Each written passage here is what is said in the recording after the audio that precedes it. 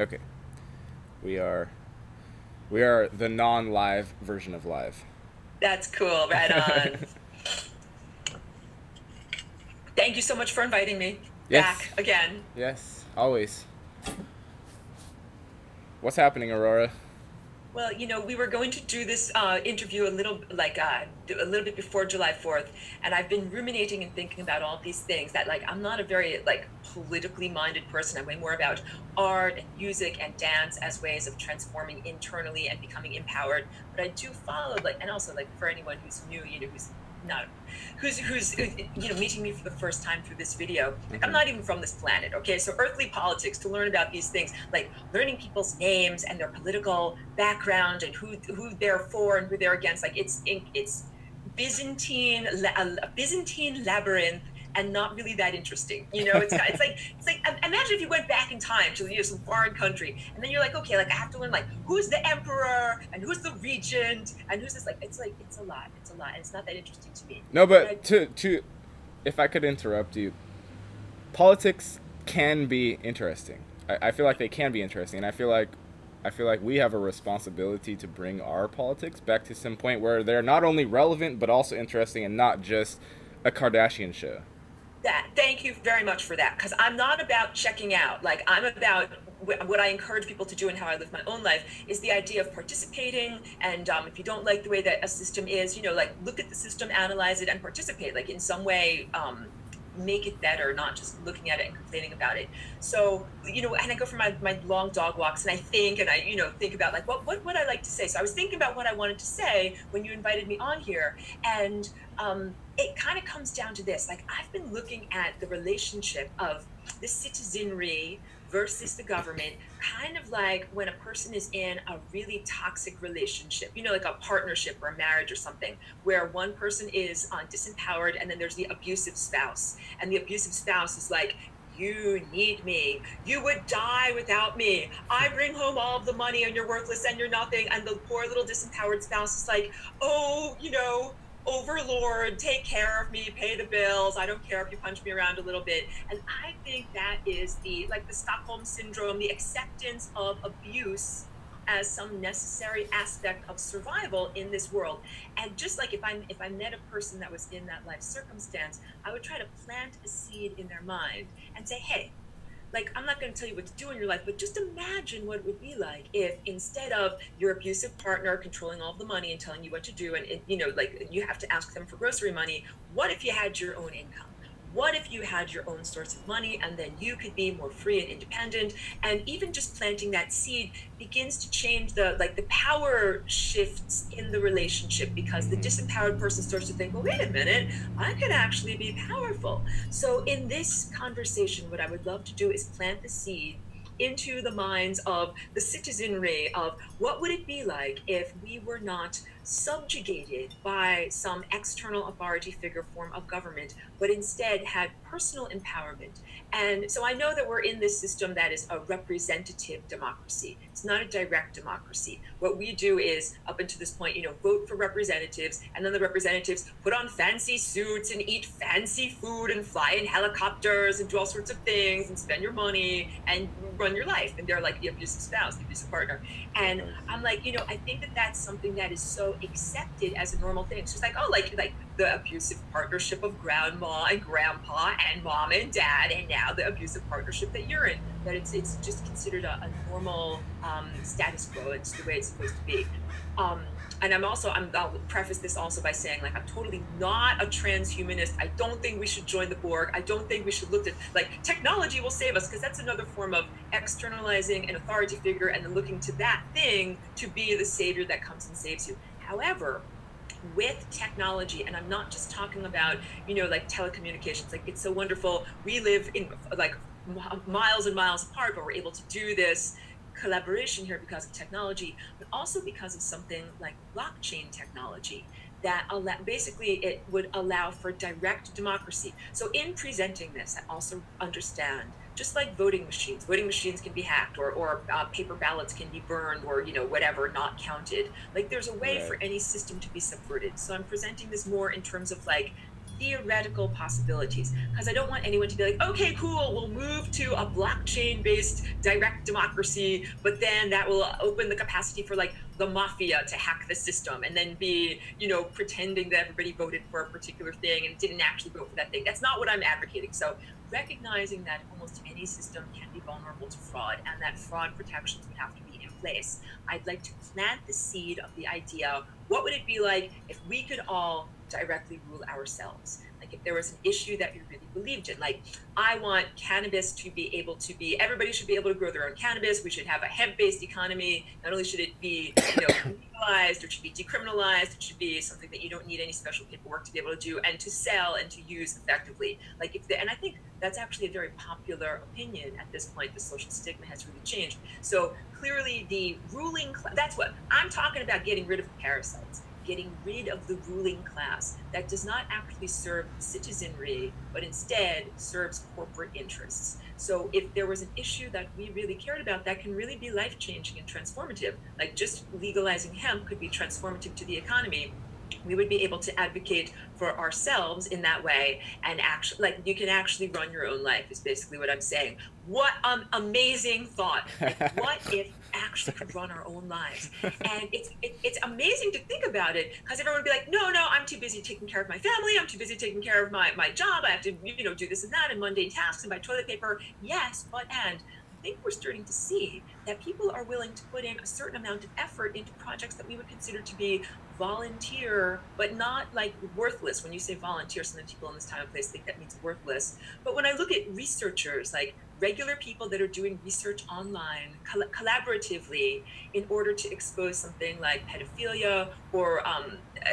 government distortions or something, and basically doing the work of the press that is now so corporately owned that it doesn't actually do that work, I say, hey, that's also breaking through that basic presumption that humans are lazy and that humans don't really want self-determination, that they don't really care about what, that they don't have the time or the inspiration to really devote to this type of project because they're so busy on their mundane lives. I really disagree with that. I see evidence everywhere of people who really want to be involved directly, and they really want to participate directly.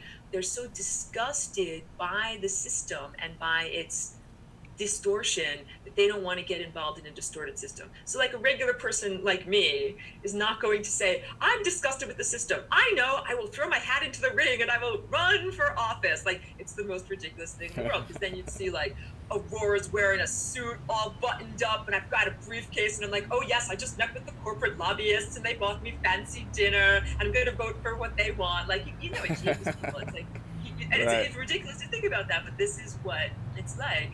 So rather than non-participation as a form of like protesting the corrupt system, I think that there are a lot of people who would want to participate in a direct democracy. And I've said a lot of times, like, we can vote on the internet for our favorite color of M&M candy. Like, we can certainly vote for or organize ourselves in terms of issues that are really important to us and that directly affect our individual lives. I don't want to be just running on and on and on and always talking here.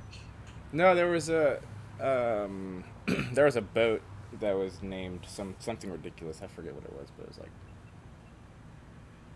there was like a navy boat that the internet voted on, and it came out with a ridiculous name. Do you remember that? Bodie McBoatface. Yeah. That, I feel like that's kind of what you're talking about as far as direct representation. It's there's a feeling associated with seeing sort of internet virality or pure representation. To me, like, viral videos are pure representation of people's feelings, much more so than like the politics has degenerated beyond all belief now. It's barely existing anymore in the first place now. And as far as I'm concerned, the humans aren't in there anymore. They're not even in that realm. It's something else going on. Yes. But the idea that there can be direct representation through technology, to me, is correct. And it's also directly discernible whether that it's actually being manipulated or not. Like, viral videos, you can feel if you're seeing the numbers and the comments. I mean, you can see on somebody's YouTube video through the comments what that reflects what they're doing with their voice and whatnot, and their information. On the issue of virality, like whether these so-called viral videos are natural, I used to be very naive and think like, oh yeah, like that lady in the Chewbacca mask on Facebook, that she was just very popular and everyone just thought that she was so funny, ha ha ha, and she got 1 million views. And then I started to get a little bit more cagey and more skeptical and think like, wait a minute, we have no proof in terms of what is shared on social media or even in terms of YouTube views, whether something is being artificially inflated or artificially manipulated. So I think that a lot of these, especially like in the past 5 or 6 years, maybe in the infancy of YouTube, something could actually go viral naturally. But I think that now it's heavily manipulated, and not even by just a generic algorithm like a machine that's running, particular parameters. I think it is manipulated by that very same ruling class. We could call it, the deep state or the heavily entrenched. I mean, I just call them demons, literally. And I'm not being a biblical literalist here, but I'm talking about humans whose natural tendencies are so subverted that they no longer work for the benefit of either humanity or even the biosphere. Like we're talking about people who don't even care about whether bees are no longer able to pollinate food and you starve to death because there's no more greenery. Like they literally don't freaking care. They are so disassociated from having a body, living on a planet, and actually being a live, natural person. So, and I think like they're the least qualified people to lead. So blah, blah, blah. I mean, and also like when we talk about if someone's going to vote for a silly a boat name that's supposed to be serious, but they turn it silly, I think that in many ways that trollish behavior was like that people wouldn't necessarily, they would take, I'm trying to find my words correctly here, feel that just like in voting at the polls, people would take it more seriously. They wouldn't just vote for D's nuts, like I'm going to cast a protest vote for, some silly name. I think that people would take it a lot more seriously. And also like there would have to be some personal, like you'd have a password or some way of authenticating to make sure that you actually voted as opposed to someone else hacking and being an imposter and pretending to be you. I feel like that the boat phenomenon is indicative of the frustration of the people wanting their voice actually to be heard. That's what I feel like that is doing. Yeah. And as far as voting for representatives in government, I don't feel like the average Joe Schmo or Jane Doe or whatever really feels like they're doing something when they're going to the ballot, like at all, like not even a tiny. Aside from just the rhetoric that comes through that kind of says, it's good to be patriotic, so you get that little bit of good feeling by voting. Outside of that feeling, I don't feel like they really feel anything's going on whatsoever, and I don't think that anything actually is going on whatsoever either. Yeah, I'm with you on that. I think that there's a sense of like an abstract exercise, because either use it or lose it. So either you use that right or it becomes subverted or taken away. But also it's that recognition of the profound corruption of the system.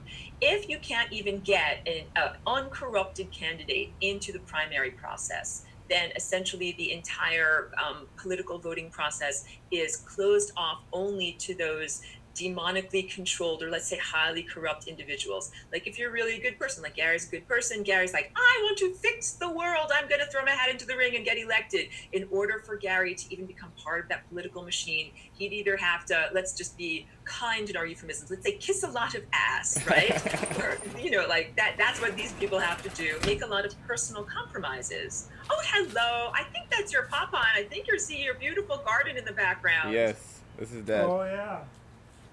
Good work on the garden. It likes to grow. Good, fantastic. This year it's very happy. Wonderful. What's your secret? It's not always happy. And where are you from? Oh, I'm down here in Ojai. I'm in Southern California. Oh. I have a garden too, but it's very hot and parched down here. So I'm just like constantly watering to try to keep things healthy. And you got to watch for the forest fires all the time. That was a huge issue in December, seriously. So yeah, and I do like watering and I do spraying with essential oils to try to keep the insects away. Good idea. Did Gary visit you last few months? No, couple he months hasn't ago? been down to visit. Gary has a standing invitation, no. Okay. I will. All righty. Good to see you, man. See you.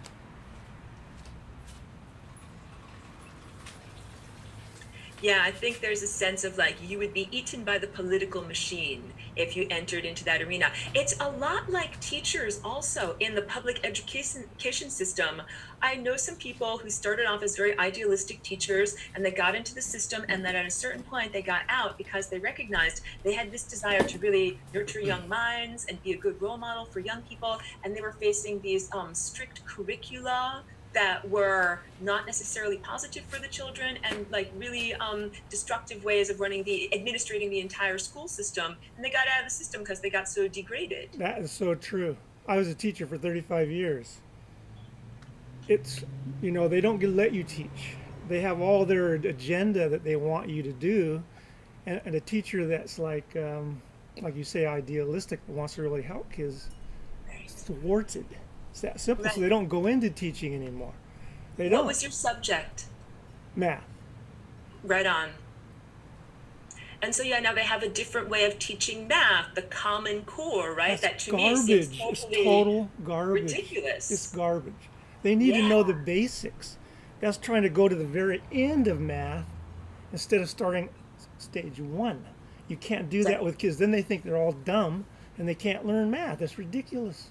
Totally, it's a disempowerment agenda that if young people feel like they're not good at math, and math is a way of being like when you get math muscles, you can understand finances. You You can can do understand your anything personal because you finances learn and world logic. You finances. learn logic. And Yeah, your logic is tested all the time by how well you do as far as the result.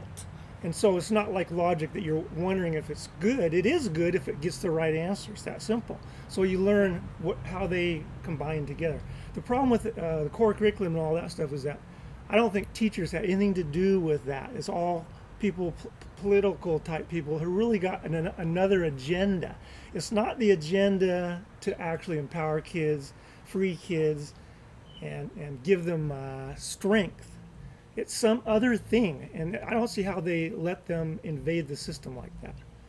I'm happy you brought up that agenda because I think that it's a dumbing down or intellectual disempowerment agenda that makes people more pliant and more malleable and more easily controlled by some kind of a, external authority figure, as opposed to exercising critical thinking, having your own thought structure, questioning reality, and being able to navigate. In previous generations were much more critical thinkers and skeptical thinkers, and now we have people that are just like I want to say like mindless zombies, like take me, take me in the right direction, tell me what to do. Well, they want And you to go the sequential thing. Do this on the computer, and you get the answer. And that way they control you. If you start thinking critically, then you're thinking, I wonder why we have to press these buttons. Why don't we do something else? They don't want that. They want you to go in. I think the economic system, they want you to be ready for that and just plug in and then keep it buzzing.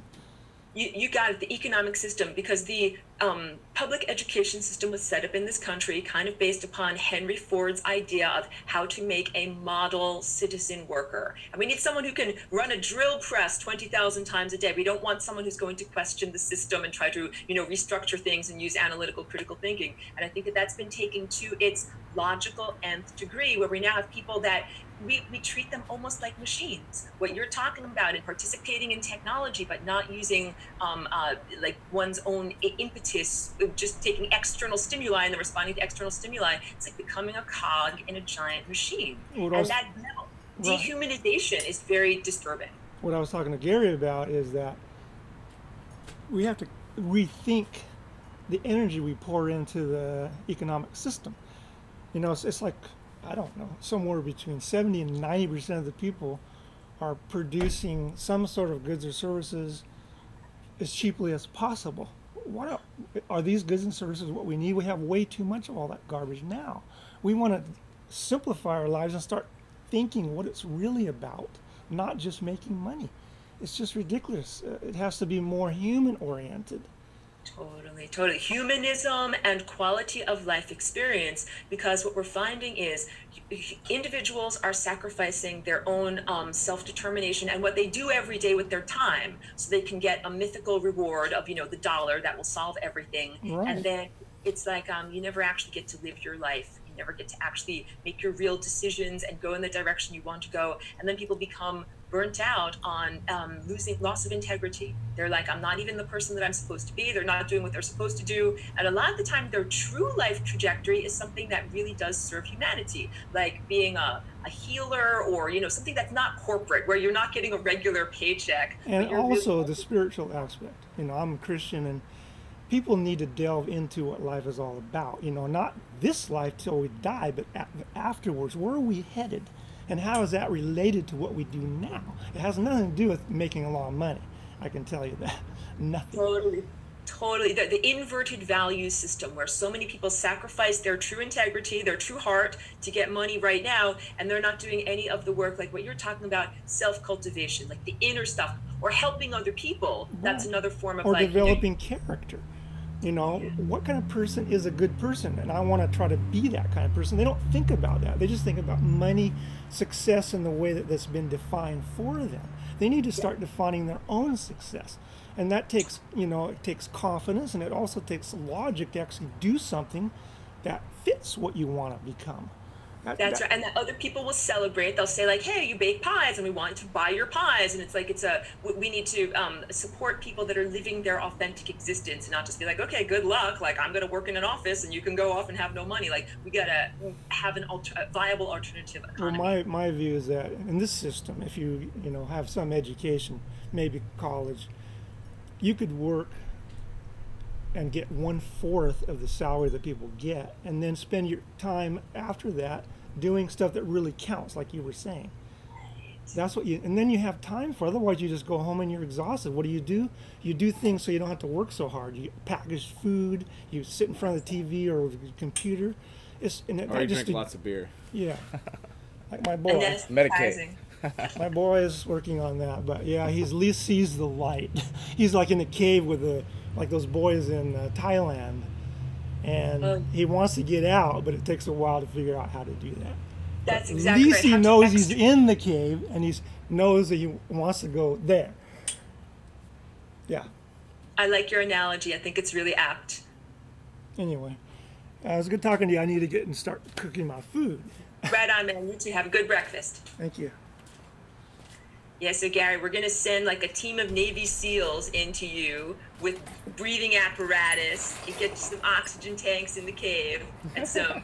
They're getting like granola bars or something like that. And I think now they're talking about, like, if they can drill down from the top of, you know, where the caves are located, and come and try to rappel down and get them, or something like that. So I'm surprised and impressed that those young people and their coach are even still alive. And like, I think that there could be a happy ending. Wait, what? Young people and what? This is in Thailand. There's like, I think a youth soccer league, like, you know, 10 and 11-year-olds, and they were exploring a cave. They were at some tournament or something with their coach, and it's monsoon season there. And where they were in the cave, like they were at the front, the water started to rise, so they kept having to retreat further and further into the deep bowels of the earth in order to escape the rising water. And they've been in there for like 10 days or so. So at first they kind of were with a question of whether they were even alive. They sent a lot of divers in to check out if these young people were still alive, and the divers could barely see because it's like all mud. It's not like clear water. And they eventually found them, and they found out that they're like 2 miles into this cave system, and that they were just really suffering because they didn't have, you know, enough food to eat. So they brought them food, and they brought them diving masks, and they're trying to give them a crash course in like how to go scuba diving like the Navy SEALs, so that they could escape their way out of there. So maybe it's a really apt metaphor for any, you know, personal like feeling of being personally trapped or limited or constrained. Like, you were escaping rising floodwaters and you found yourself in the little air bubble of a cave. You've been hunkered down there for 10 days, like waiting for the Navy SEALs to come and get you out of there. So yeah, that's the circumstance of those people. Yeah, I mean, that's how a lot of people are in this society, is isolated out and dealing or medicating. I know he was making it seem like I'm like hardcore alcoholic. I'm not. I did deal with that thing for a bit, but it's natural to do something in order to either numb pain or feel outside of this limited spectrum that we're given. Yes. So it was very natural for me to explore through these sort of negatively connotated things. And let me break in also, and that alcohol is the socially accepted drug in this world for either Right, right. escapism or self-anesthetizing or socializing or whatever. That is considered normal. Work, work, work all day, and then drink, drink, drink, and then go to sleep, and then repeat the cycle the next day. So Or even though it may, smoke, breathe in all of the fumes. It's one of those right? two that those are condoned. They're socially acceptable, and they also kill you. They're horrible for you. Yeah, like the toxicity of alcohol, exactly. Like it takes people's energy away from them instead of giving energy to them. And yeah, it's kind of like just a way of surviving the daily grind, as Hmm. opposed to saying, wait, I want to use my mind. Hey, there's this really good Kurt Vonnegut short story called Harrison Bergeron, and it's also been turned into like a movie. The movie's not that, fantastic. The basic premise is that it's a world where, that line in the Constitution, all men are created equal. Well, they are following that very strict dictate. And so if someone is born with any level of extraordinary I ability in see. this future dystopia, what they do is they like kind of handicap you, or I don't know what's the correct word, but they disempower you. So if you're a really, really wonderful dancer, they're like, okay, that's fine, but we're going to tie sandbags to your arms and legs so that you can't move that easily. And the main character is this guy named Harrison Bergeron, who's a like super athlete and really intelligent. So he's got like all of these things that he has to wear every day that kind of incapacitate him. Like he kind of like drags a lot of heavy metal like weights around, and they have like a metal microchip that is implanted in his brain that's constantly going off trying to cause him headaches. And I won't spoil it by telling you that he makes a bid for freedom. He tears off all of the constraints and tries to get out of I've that read the society. story. I've read the story. Oh, right on, yeah. I read every Kurt Vonnegut output that I could. Seriously, he was a very good writer. Very dark, though. Like his estimation of the possibility of healing for humanity, I don't think that he thought that humans could be healed. I think No, he thought like it's done. But he I'm very positive. I'm yeah very like, he was no, we dark. can do something.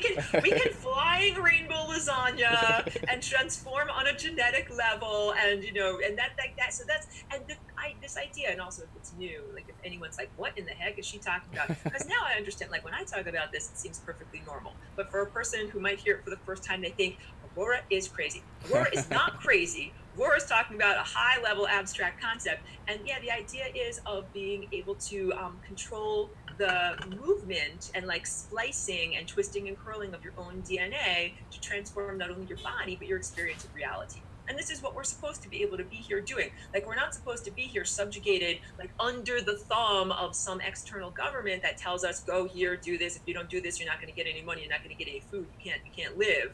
We're actually supposed to be like what we would, I guess, define as super beings, like Superman or Superwoman. And we have, athletic capacity, intellectual creative capacities, and yeah, and where no one tells us what to do. It's like being a wild wolf instead of a domesticated dog. And Right. I have a dog and I love her, and she's sitting on her little dog bed right now, but like she has to sleep on a dog bed and get flea medicine so that she can survive. And wolves are like, screw you, world. Like, I'm not going to sleep on a dog bed. I need to worry about fleas. Like, I'm running around like a wild being. And that's what our true nature as humans is supposed to be, like our wild, undomesticated nature. It means we get to use our mind to create reality and do what we want to do, and I don't think anybody, if they really had freedom of use of their mind, would say, I know, I want to create an unfulfilling job for myself, and I want to have a authoritarian government that tells me what to do and takes a significant portion of my earnings and applies it towards foreign misadventures. Guess what? I said the magic word and look who arrived. It's my domesticated wolf. Right. We love Cheeky. We love Cheeky. Don't mean to be interrupting. Thank you, understanding. And she loves to eat my cherry lip gloss too. Did she get her haircut? Did I? No, Cheeky. Cheeky does not require haircuts. She So looked this is just, okay. she's natural. She's wash and go. But we got to get her nails clipped. That's the main grooming that we do for her. But yeah, she's very low maintenance on the grooming. Are you ever gonna get Cheeky like a brother or sister? Oh, that is a tough question. Like, I think for right now, one is enough. I have my hands full just taking care of Cheeky. And I also think, like, I want to be living in a place for, like, I have a year, I have, like, on lease, I'm a renter. So I would want to know, like, I'm really living someplace. Because I think it's hard on animals if you move around a lot. They get to know their Yeah. yard and their territory. So, Yeah. we'd have to consider that. Oh, my I think goodness. animals are more sort of tied to the homestead than the humans, because the humans are going all over the place. The animals are like there all the time. Definitely. And I think there might be jealousy issues too. She used to being like my main dog. She's like, I'm the main man. I'm the main man around here. And it's like, I Like the don't know only if there only was child someone syndrome. else. Say it again. Like the only child syndrome. Totally. I think there might be jealousy issues. Might be a little jelly if I was hugging someone else. But maybe not. We'd have to see. I'm sure there's ways to integrate and make everybody feel happy and special and appreciated. Most likely. Yeah. Well, you've been kind of moving around as well, right? As far as having some solid footing. Totally. Last year was a total crazy year of instability. And I had a place where I was living up in Northern California in Humboldt County. And literally I moved to California for access to medical cannabis and CBD. And if you want to grow medical cannabis, I mean, like, that's a good place to do it. It's very, like, normal to have a garden like that in that area. And when I and I knew that I needed to move from up there and I wanted to move down here, like, it was a very bumpy road to be able. I didn't find my exact landing spot. I kind of like bounced and bounced and bounced. So yeah, it was like a very difficult transition. But then now I'm happy I found a good spot. And for anyone who's new to your audience, so I make these paintings or whatever. Like, every time I have to pack up my studio, it's so disruptive. Like, you don't know where your paintbrush is. It's like, where's the orange paint? Where's the purple paint? I don't know where anything is. Like, it takes me a little while just to get organized and to organize my brain and to be able to get back into the creative groove. So I'm here, I'm in my creative groove, and I would like to have the nice stability to be able to keep on painting.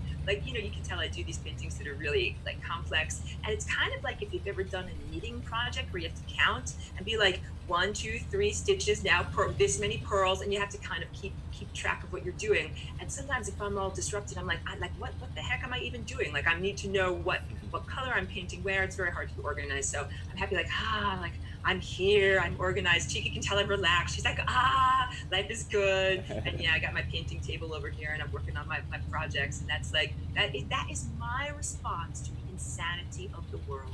Like, I really recognize the world is very chaotic and unfair in many levels. And I'm always trying to use my mind to think of, like, what are solutions? How can I make things better? Like, if I had a magic wand, could I wave my magic wand and poof, what would I make happen?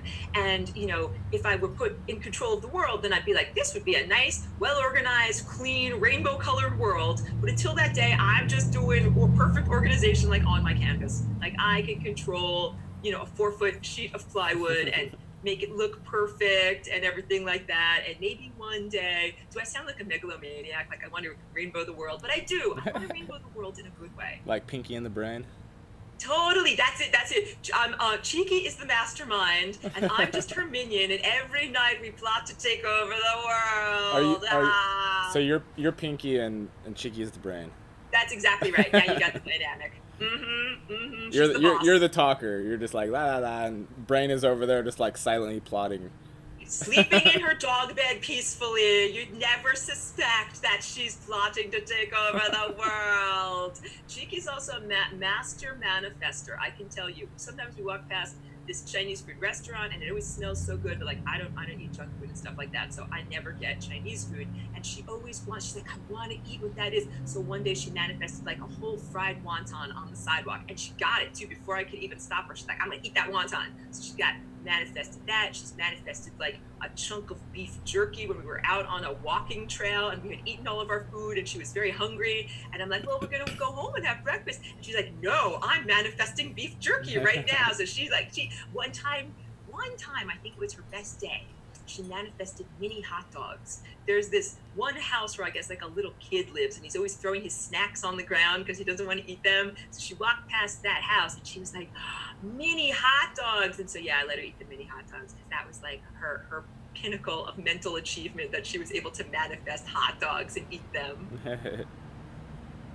Yeah. So maybe we all manifest our own version of mini hot dogs. Maybe we all manifest abundance and, safety and positive relationships. And also, like, everyone got to understand, I've had Cheeky for about 10 months or so. She used to be in the shelter system in LA. Like, that's like being in, prison. I'm exaggerating, but I'm trying to say, like, she was like in the clinker. She was not in a good life situation. So somehow she had to use her imagination powers to say, don't give up, maybe someone wonderful will adopt me. My whole life can change. And look, her whole life changed. And now she manifests mini hot dogs. And we have tons of fun every day. And thank you for giving me time to walk my dog in this morning before we did this interview, because we gotta do that before it gets too hot. Does she ever interact with other dogs, or is she like grr?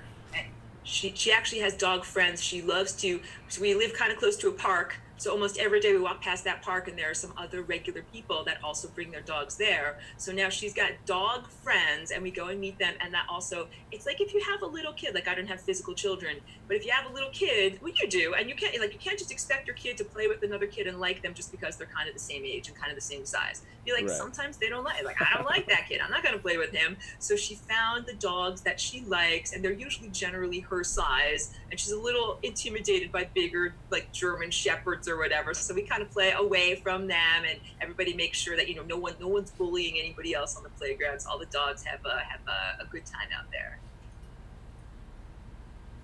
Good. Yeah, but you got to have that experience. Like if I never let her interact with other dogs, she would be restless and agitated, because forbidden donut is always sweeter. So this is what I kind of learned. Like if you want her to be cool, because not be barking or aggressive or whatever, you got to let her interact at a positive level, and then it's not something that's so like tempting and wonderful. So when I need her to focus, I'm gonna sneak out and meet my friends. Yeah. Totally, exactly. She'd be like a rowdy teenager trying to go off with the gang. I wanted to touch on one idea, which is, and I think it's important for society, and the idea is the individual versus the group or the whole, and how that dynamic is properly thought about and regulated. What do you think about that issue? I'm with you. So like, okay, I'm a star person, and I came here in 2001, and I would tell people like, oh, I come from a collective, and they would all say, oh, you're the Borg, and I have to be like, no, not the Borg. I'm not like that at all. So I had to learn that I'm speaking to people that are interpreting like through a cultural filter. And the cultural filter is totalitarianism, where basically the needs of the individual are subsumed by the needs of the state. It's kind of like, yeah, we don't care if you want to be your own self. The laws are this, and we're going to squash you or, incarcerate you if you don't follow these laws. So I had to start to learn about what the society is like around here. And so in the government systems, it's like, yeah, well, we don't care about your individual needs. If you want to grow a plant to treat your cancer, like, you're not allowed to do that. It's against the laws, and the laws subsume your need as a cancer patient to grow a peaceful plant. So that I think that, like, okay, where I'm coming from on a more abstract, higher dimensional level, it's like being in a band. I play a little music here. Like, you might be playing the piano, someone else might be playing the drums. Each person there's cell specialization, just like in your body. There's, in a band, you've got people play different instruments, and they're an expert at their own instrument, and they all work together. It's like you have individuality even while being a part of a cohesive whole. And that's what I'm not seeing reflected in the government system, or, the system of organizing and ruling people here. But the idea is, oh, like, you want to play your own music? Well, screw you. That's not going to happen. You're going to go to the beat of the drummer of society. And that's kind of like circling back to the idea of the education system. Cookie cutter people, we're going to stamp you out like cookie cutters. We're going to make you work in the corporate world. We're going to make you get used to, I think what school really does is it makes you get used to waking up in the morning at a certain time, eating and pooping at a certain time, having your lunch at a certain time, and it's all Pavlovian. They do it on the bell, like, ding, the lunch bell rings, ding, it's time to go to recess now, and not to follow your individual mandates. So I think that it's time to radically shift the power structure, so that it's not that the individual has to lose power in order to be part of the whole of what we would define as society or culture. That it should be, you're respected as an individual. And I kind of was thinking about this on one of my extensive dog walks. What actual percentage of the population is that conformity class? And the conformity class I define as people who, they work the corporate jobs, they work from 9 to 5, they also conform to, like, clothing is conformity. They might live in a condominium. A lot of these condominiums, like, you can't put up a wind chime. You can't put up a bird feeder. Like, they want everything to look the same in the neighborhood. You know what I'm talking about? Oh, I know. The cookie cutter houses, right? That's right. There are flowers that you're not allowed to plant. Like, oh, those colors are illegal in our neighborhood. You're not allowed to stand out. You're not allowed to make your own colors. So, like, if you went to a business meeting wearing like some giant, outlandish, rainbow colored, suit or something like that, they'd be like, that is not business appropriate attire. Like, you're dressed as a nonconformist. And I was trying to think about what percentage of the population, because I think it's a minority, yet it is presented as a majority. So maybe it might be 30%. How many people do you actually think, work the corporate jobs, have 2 cars and a mortgage and, 2 children and a dog and, wear button-down shirts and go to the dry cleaners every week? Like, I don't think it's the majority of the population at all. However, I think through media and self-presentation, those people present themselves and presume themselves to be the majority, but that what's really going on is there are a lot of people who either through economic circumstances, like maybe they might not have the money or the access to the resources to live that way, or through personal choices, they're like being way more of an individual and choosing to live a different lifestyle. And even things like going to 4th of July barbecues, like, so I'm, a cosmic visitor, and I'm like, oh, these are the quaint customs of this time and place. Like, now it is time to look at fireworks. Now it is time to drink beer. Now it is time to eat tube steaks. And these are like, not everybody actually does stuff like that. Like, people are, in mostly in the communities I live in, there's people that dress differently, keep different schedules for their professional lives, and have different customs that are not the traditional, like conformity, like of the 1950s, where everybody had the same, the same everything, like the same furniture, the same houses. That's suburbia, like Edward Scissorhands, that movie. That was a great movie. That was such a good movie. Really good movie. You drive down the street and every single house looks the same, except maybe painted a slightly different color, or one has some. If we could mentally use Edward Scissorhands as a template for our lives, at least in the uniqueness of what they're doing through their day-to-day life, that would be great. We have succumbed to the corporate bullshit, like en masse, right? Like, we succumbed to it. And what I'm doing here is a slight, like, gasping for breath and stuff on this channel, and you're doing sort of a similar thing, but on a whole, it's like it's the material through which we're walking every day. Like, we're having to, like, pull, like, move all the corporate, like, dead body husks, like, old, ash, dead, yucky things as we move through the realm. And not only that, it doesn't even care to, like, take care of itself. It's all, like, automatic machinery, and we're actually gasping for breath, like, I can barely breathe in this atmosphere. So it's a push to, it's a hard push. It's not easy, but it's necessary. It's necessary to find some way for actual creativity to come into the landscape to where people are actually, like, enjoying their lives, I think it's such an apt analogy. It's like walking through quicksand or walking through some gooey medium like molasses, and one is trying to express oneself truthfully with integrity, and there's all of these things that are trying to constrain and limit us. So yeah, in terms of using YouTube, like, I never was under any false impressions that YouTube was like a level playing field where anybody with just the most unusual ideas could just get on there and, rocket to notoriety and everything like that. I actually never, it's like, I never thought that they would monetize my videos for AdSense, because, like, look, like, I'm breaking the system. I'm not exactly a conformist that is saying, listen to the government, be a good person, pay your taxes. I mean, pay your taxes, like, don't get popped by the IRS or whatever. But I'm certainly not advocating for conformity, and also look to Bitcoin or something like that as an alternative, cryptocurrency as an alternative to the monetary system. But I think it's funny when people that are truthers and they're like my views got taken away or my thing got demonetized. It's like, what do you think is going to happen? Like, you're working against corporate interests. Like, they're not going to give you money for that. Right. Ironically enough, my channel actually monetized itself, like, on my birthday, like the day before my birthday. I'm totally surprised and impressed. I say, hey, ride the wave. If they're willing to pay you, ride the wave and use it for good purposes and improve your life. I think it's hilarious because, like,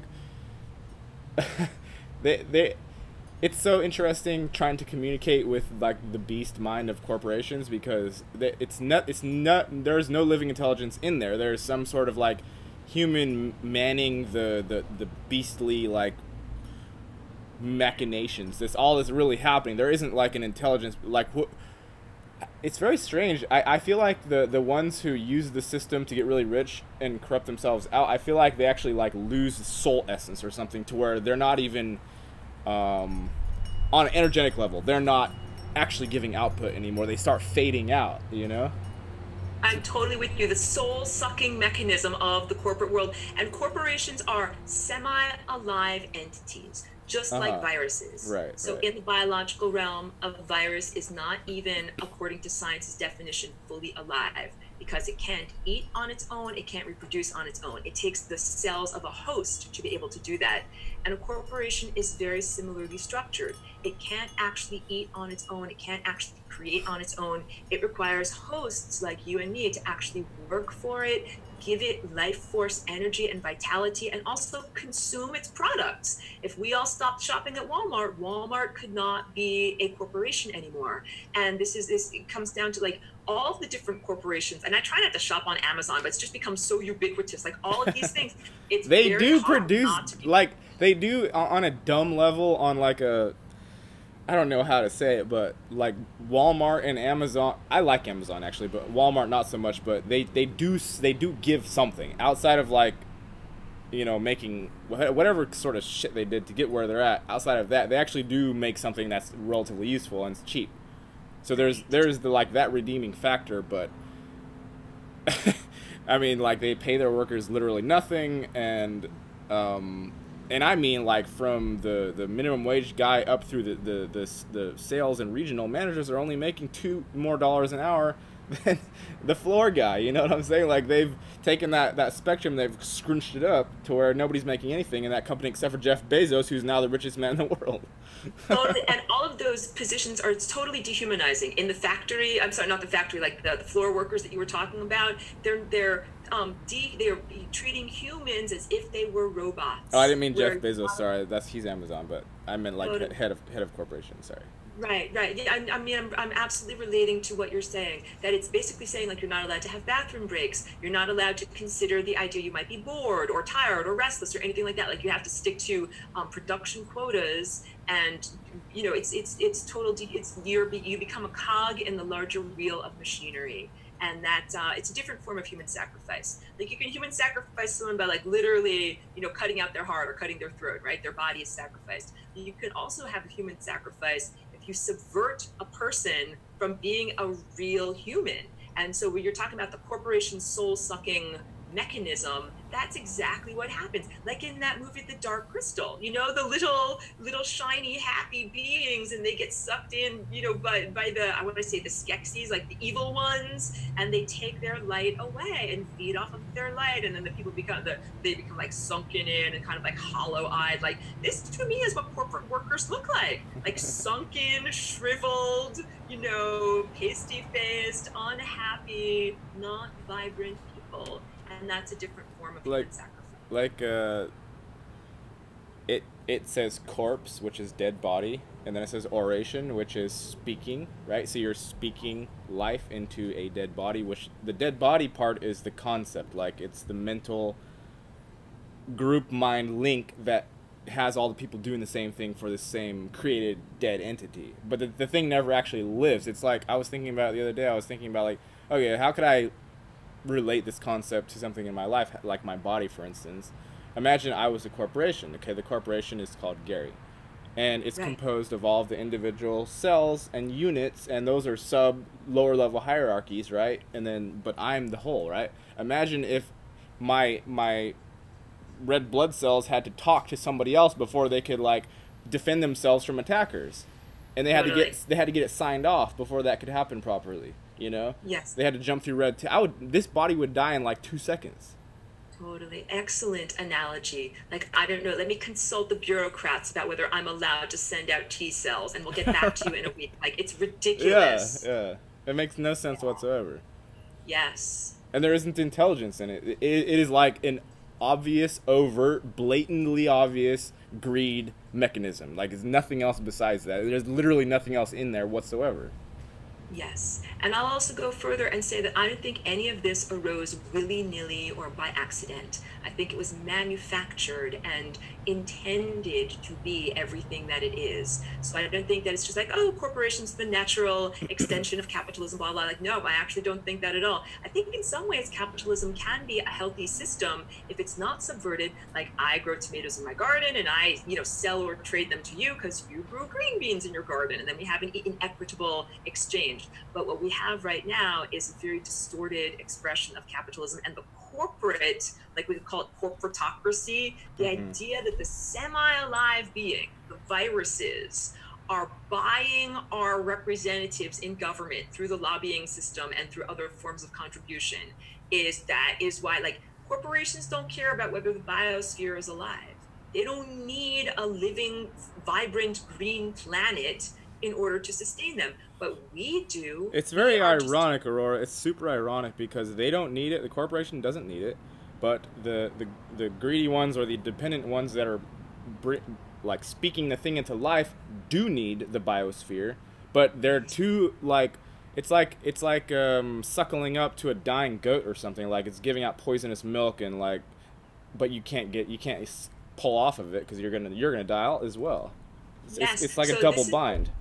It's like the dehumanizing / transhumanism agenda, because I'm seeing a lot of these corporate workers, right? They're totally removed from nature. You go to work in an air-conditioned car, work in an air-conditioned office, wear like nylon pantyhose. Like, none of this is natural. Like, eat processed food, be away from natural sunlight. And some workers actually prefer that. They're like, I don't want to work outside in a garden and get dirty and get the sun on my skin. Like, they want to work in a clean, air-conditioned environment. And that's also like, you get more money by doing that.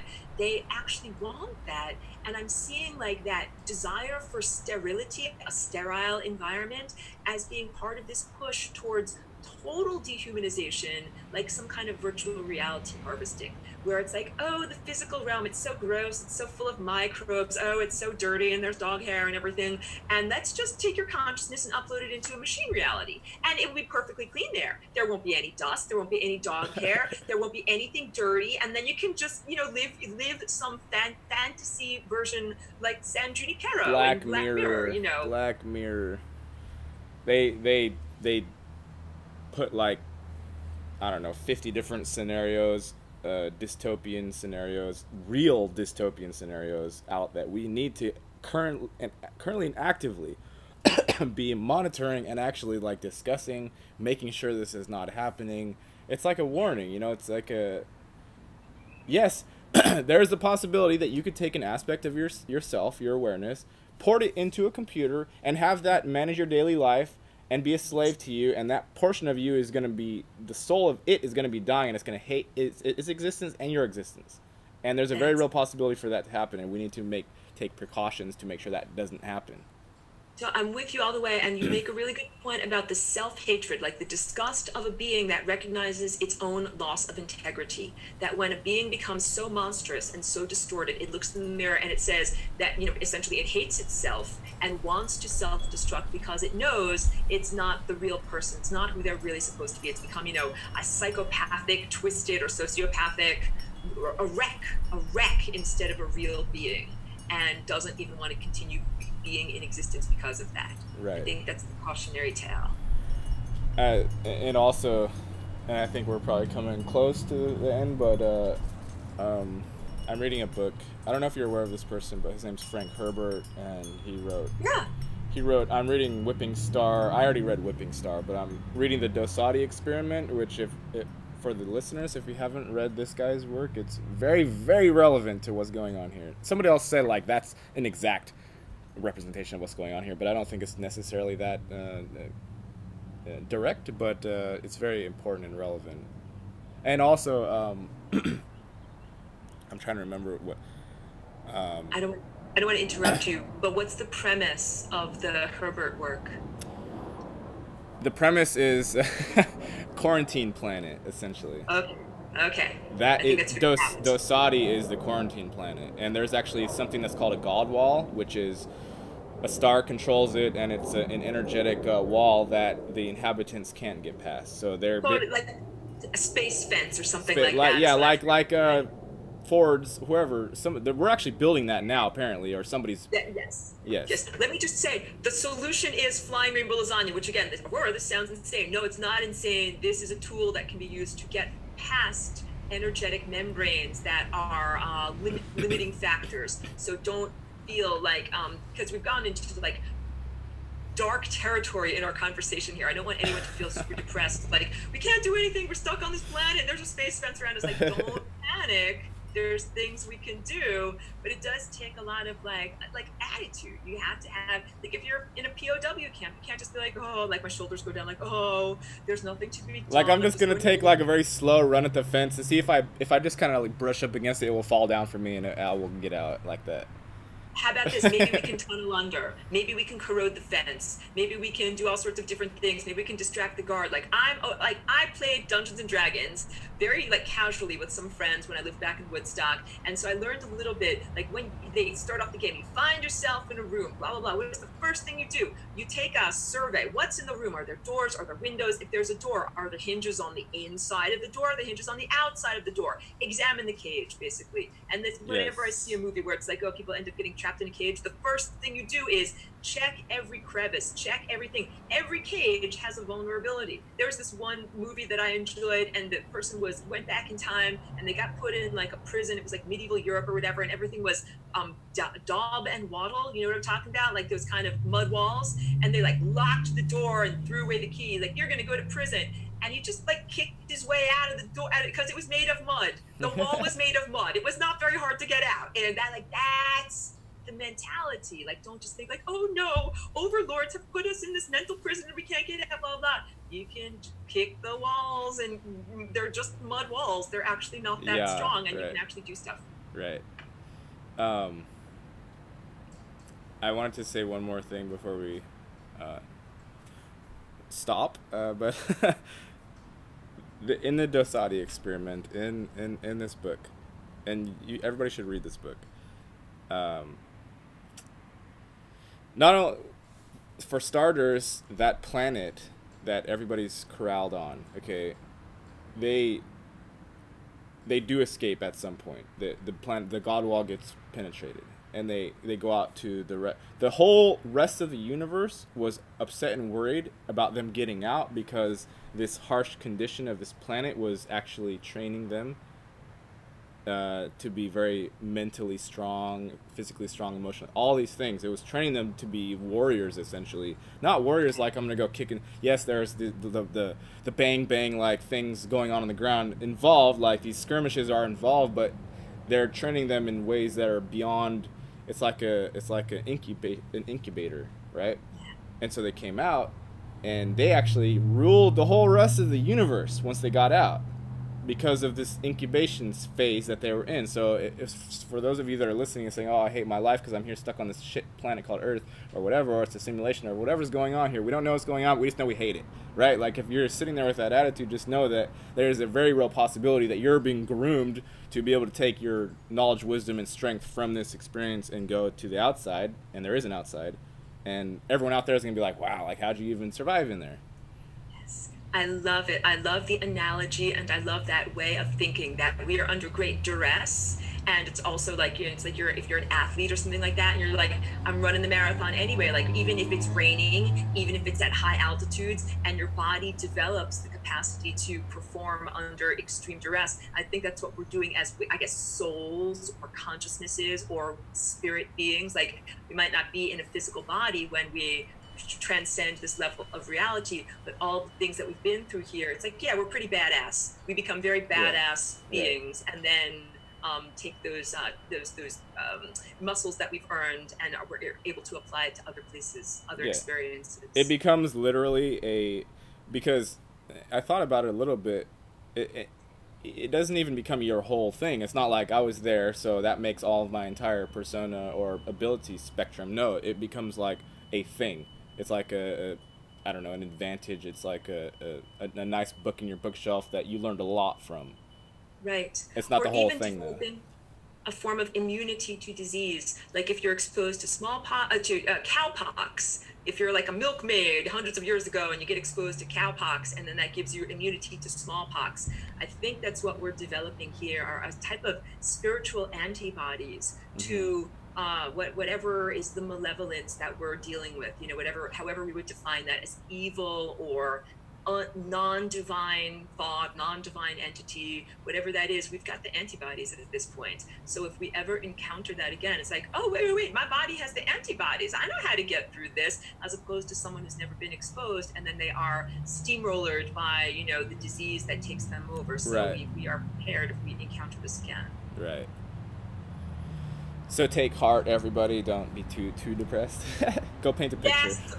Don't get too depressed. You're building good spiritual muscles. And also, let's end on a hopeful note that at a certain point, like, we blast through these constraints of reality. Because it's not always about being under duress. Like when you're an athlete, sometimes you run uphill, but then sometimes you run downhill too. Sometimes It's like, wow, running uphill was really hard, but downhill is easy. So at a certain point, I think we break through, and we do get to have we get to move with ease, and it's not always like punching through membranes.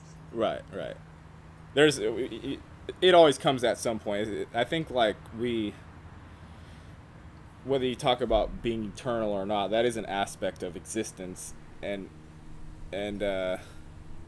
if you imagine that you are an eternal being, stop throwing a bitch fit because you've been through all this shit and more, and you can't remember it or something, but like there's something going on. You gotta actually look into the situation, because all of your little whinings and throwing tantrums is known about, accounted for, and all of that as well. Like, it's all allowed, and it's all fostered and condoned, and like you're being taken care of and all this. Like you said in the other video, like the what's her name is in the playground, like the guard or the lunch lady or whoever is here. She actually is here, right? So don't get too full of yourself thinking like I'm this massive thing. You're not. You're both and you're not. Like, it's both at the same time. Like, I don't know, like, be appreciative, see that it's shit system as well, and it's there doing, it's real, you know, but also like you have power as well. That's it. Yeah, not to be disempowered by recognizing the truth. We are really like in a very difficult position. It's very uncomfortable. We have to fight very hard just to be alive and just to have any amount of freedom. And also, like, I think that our journey matters, because a lot of people think like I'm just a stupid speck of nothingness on a stupid planet and like at the far distant realms of the galaxy. And it's like, no, what you're doing every day really matters, and we have a profound impact upon one another and upon what I call the time field. Like when I paint these paintings, painting a living metabolism of time, and it really means that what you think and feel and do matters. It reverberates outward. We have an impact on the narrative structure of reality, and then it bounces back to us, and we get transformed from our experience. Like, we're really doing something here. So it's not just some exercise in futility. It actually is valuable, and you're not disempowered in terms of even what you think and what you send out non-verbally. That has a profound impact on the time field. So even if you never recorded a video or sang a song or did anything, you know, overt, just thinking one's thoughts can be transformative of reality. Right. It's all doing something. Your action, your inaction, everything that you do or don't do is manifesting out, it's going out, and it's coming back to you.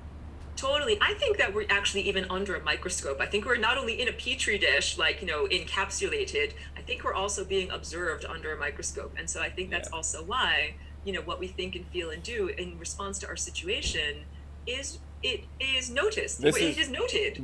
Look, those microbes did something unusual down there. That is noted by the scientist. Well, in the book, the thing about it was that they didn't want the people to get out. Like, they didn't want the people to get out. They were afraid what was going to happen, what's called the consentiency, like the co-sentiency, right? They didn't want them to get out because they were going to be ruled over by these people that were strong. So imagine we're in that situation.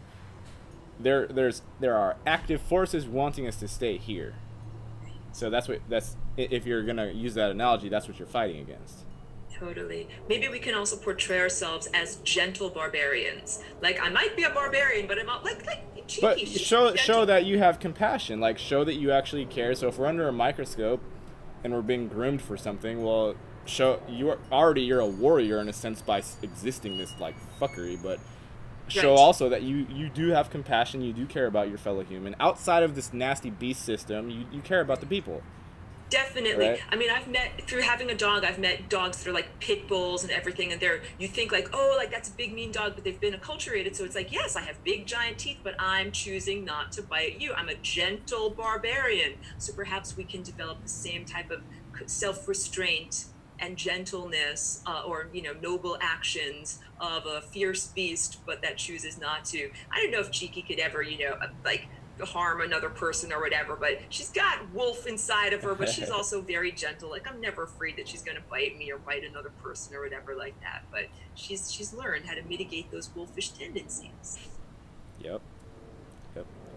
Well, do you have any closing remarks, Aurora, before we leave? So I think we're leaving on a very positive note. Like, we are under duress, but our efforts actually do matter. And yes, to cultivate those, I don't know if I would describe it as compassion, because that word like can encompass so many different definitions. But let's say like a gentleness, or a capacity to care for others, and not just be completely barbaric in one's values. Right. That those are very real human values that we are all cultivating. Right.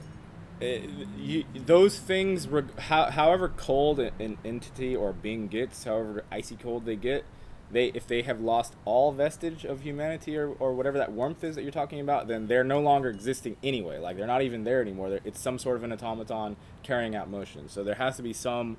Even if you decide you're going to be a crazy warlord and take over the world with no emotions, if you lose that last bit of emotion, you're actually not there anymore. You're dead.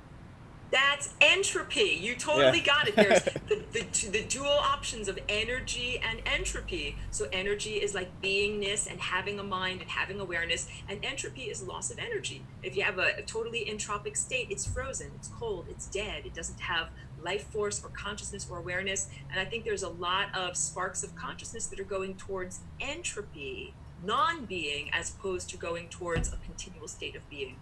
Entropy is that was another quote that was said in the book, was this the thing that the main character, the hero, his name is McKee, and he works for this entity, this government entity called the Bureau of Sabotage. So it's BUSOB, right?